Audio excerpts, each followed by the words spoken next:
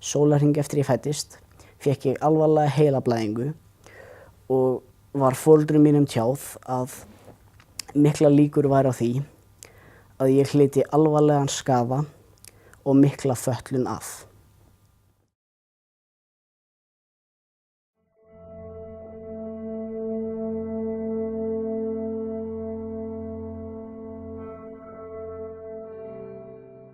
Ég fæddist á Landspítalanum 30. desember árið 1999, 3 mánuðum fyrir tíma.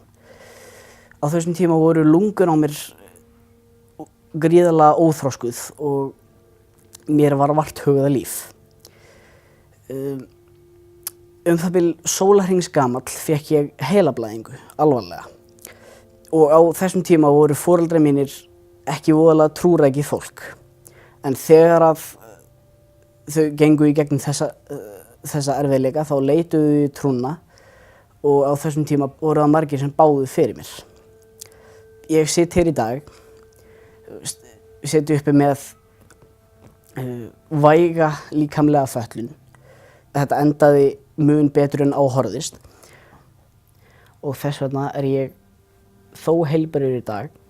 Því betur sem ég kynnist trúnni, kynnist fólki í kirkjunni og kynnist trúnni í gegnum það, þá er ég svo sannarlega sannfærður það að Guð hafi verið að verki og fyrir það er ég svo gríðarlega þakklátur.